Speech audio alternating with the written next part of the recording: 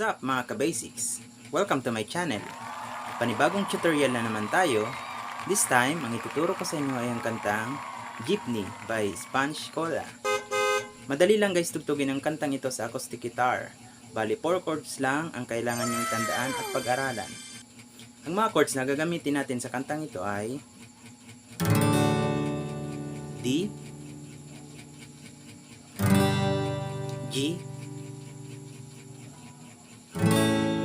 A, and then E minor. Yun guys, 4 na chords lang. And then, ang strumming pattern na gagamitin natin ay down, down, up, down, down, down. Down, down, up, down, down, down. Yun guys. So, tugtugan natin siya para makuha ninyo yung pasunod-sunod ng mga chords. Let's do this. Start tayo sa intro.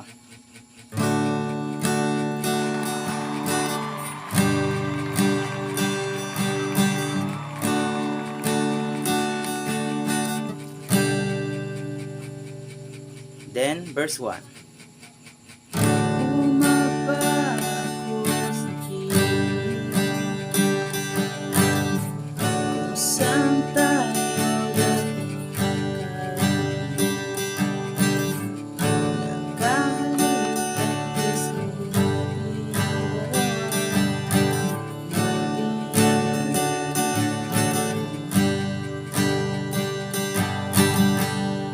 Verse 2.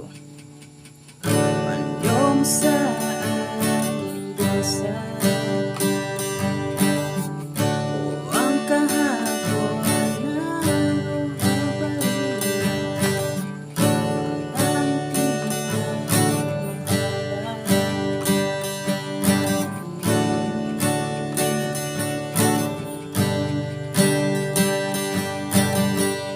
and then, pre-chorus.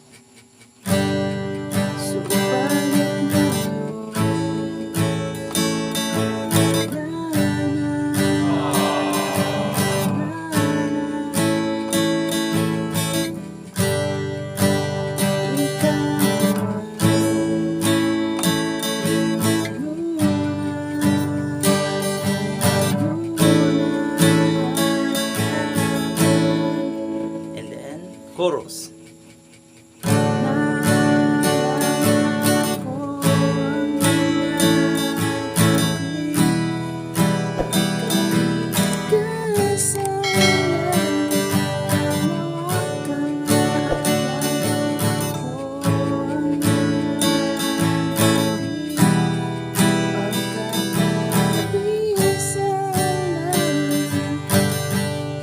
And then, meron siyang short instrumental or ad-lib.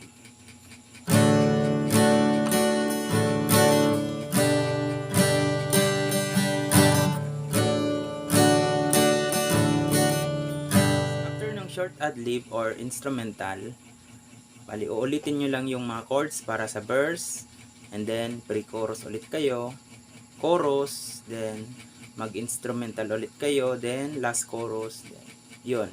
Goods na yun guys. Bali tandaan nyo lang yung 4 na chords na ginamit natin. Yung D, G, A, and then E minor. Yun guys. And then yung strumming pattern na ginamit natin, down, down, up, down, down, down. Ulit.